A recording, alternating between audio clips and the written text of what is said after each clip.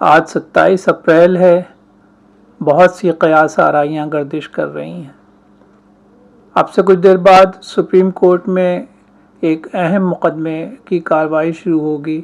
دیکھنا یہ ہے کہ یہ کارروائی شروع بھی ہوتی ہے یا نہیں، کیونکہ کل چیف جسٹس کے جتنے کیسز تھے وہ ڈی سیٹ کر دیے گئے تھے،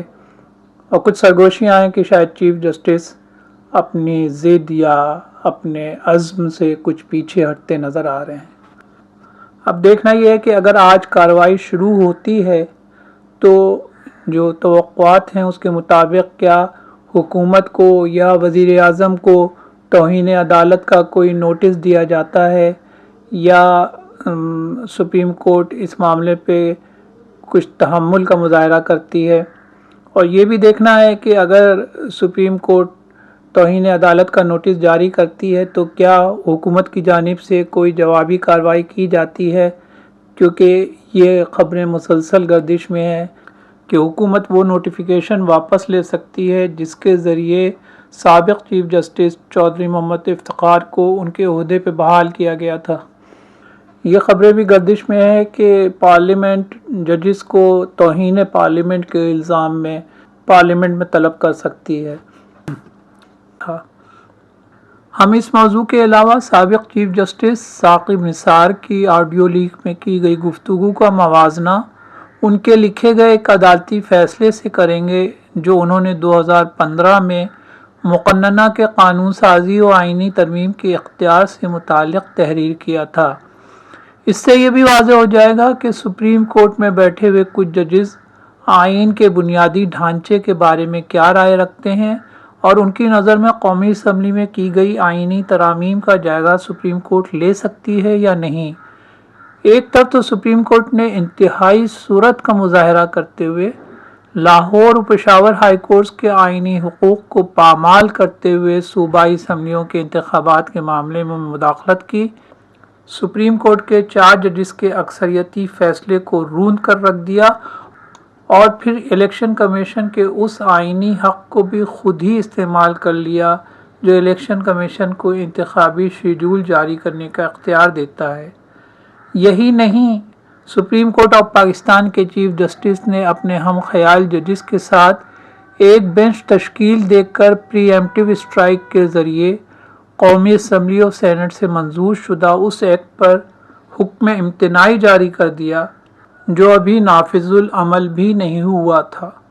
اور جس کے ذریعے چیف جسٹس کے از خود نوٹس لینے کے اختیار کو اس کمیٹی کے سپرد کیا گیا تھا جو چیف جسٹس کے علاوہ سپریم کورٹ کے 2 سینئر ججز پر مشتمل ہونی تھی۔ یہ پاکستان کی عدالتی تاریخ کا انوکھا واقعہ ہے۔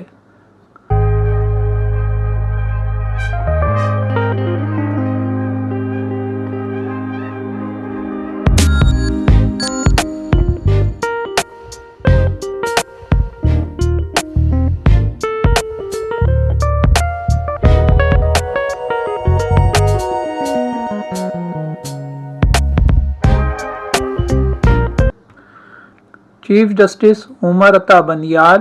اور ان کے ہم خیال ججز نے آئینی تقاضے کا ڈھنڈورا پیٹتے ہوئے پنجاب اسمبلی کے انتخابات 90 روز میں کرائے جانے کو ضروری قرار دیا جو پہلے ہی تاخیر کا شکار ہو چکے ہیں۔ اس کے برعکس خیبر پختونخوا اسمبلی کے انتخابات کے معاملے میں یہ آئینی تقاضا ان کی نظروں سے بظاہر اوجھل رہا۔ جسٹس عمر عطا بندیال کے فیصلوں اور اس کے ممکنہ نتائج پر بات کرنے سے پہلے نئی ویڈیو لیک کے ایک کردار جسٹس ثاقب نثار کے حوالے سے کچھ باتیں۔ جیسا کہ ویڈیو لیک میں Saqib Nisar Supreme Court practice and procedure bill 2023 کے خلاف پٹیشن دائر کرنے والے وکیل خواجہ طارق رحیم کو قومی اسمبلی اور حکومت کے خلاف مشورے دیتے سنائی دے رہے ہیں۔ ذرا دیکھیے کہ وہ خود اپنے 2015 میں تحریر کیے گئے ایک فیصلے میں کیا اظہار خیال کر رہے تھے۔ یہ مشہور زمانہ case district bar association Rawalpindi versus federation of Pakistan PLD 2015 SC 401 ہے۔ اکثریتی فیصلے سے اختلاف کرنے والے جسٹس ثاقب نثار نے اپنے طویل اختلافی نوٹ کے پہلے پیرا میں جو لکھا وہ آپ کے سامنے پیش کر رہا ہوں۔ جسٹس ثاقب نثار لکھتے ہیں، مجھے عزت مآب چیف جسٹس آف پاکستان کی طرف سے ریکارڈ کی گئی رائے کو دیکھنے کی سعادت اور اعزاز حاصل ہوا ہے، جس سے میں اصولی طور پر اتفاق کرتا ہوں، لیکن جو آئینی مسائل پیدا ہوئے ہیں ان کی بہت زیادہ اہمیت کے پیش نظر میں نے اپنی رائے کا اپنے الفاظ میں اظہار خیال کرنے کا فیصلہ کیا ہے۔ اپنے بھائی جسٹس شیخ عظمت سعید کی رائے کا احترام کرتے ہوئے میں اس بات کا قائل نہیں ہوں کہ اس عدالت کو مذکورہ فیصلے میں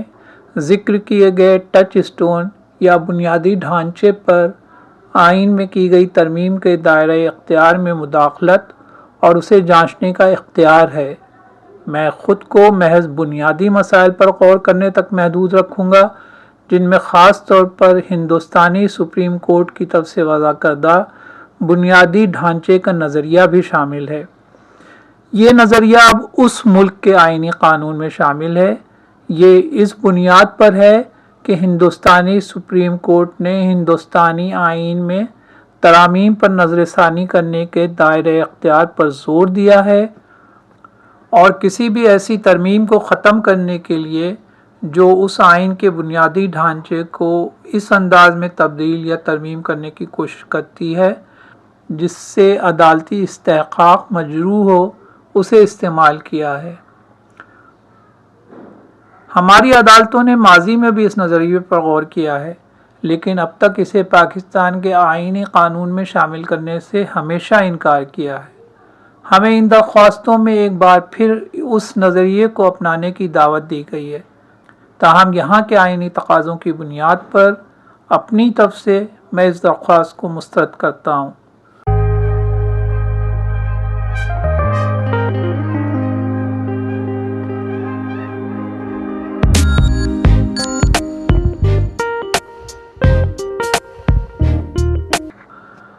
district bar association Rawalpindi کے اس کیس میں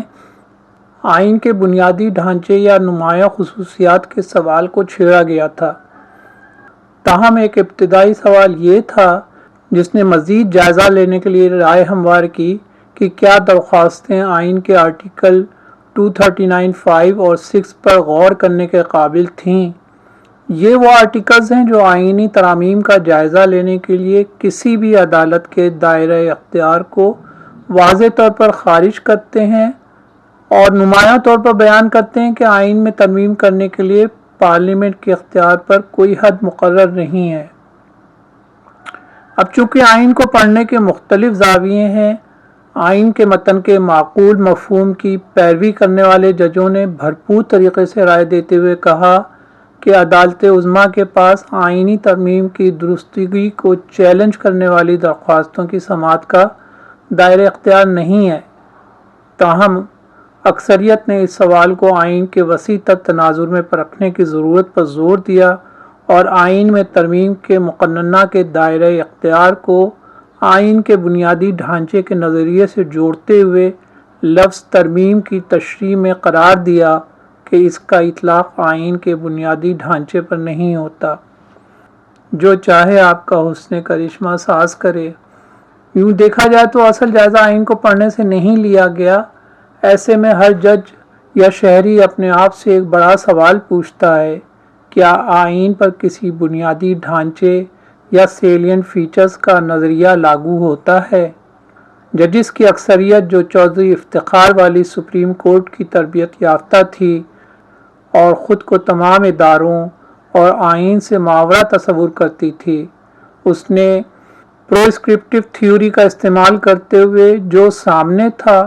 اس سے ہٹ کر استدلال اختیار کرتے ہوئے ترمیم کے دائرہ اختیار کو مشروط کر دیا اور یوں پارلیمنٹ کی طاقت کو محدود کر دیا گیا۔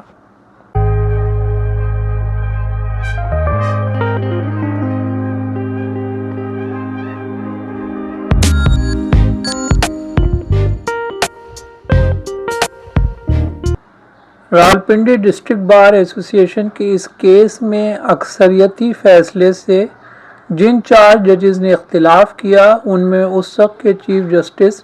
ناصر الملک کے علاوہ ان کے بعد بننے والے 2 اور چیف جسٹسز جیسا کہ ہم نے تذکرہ کیا، جسٹس ثاقب نثار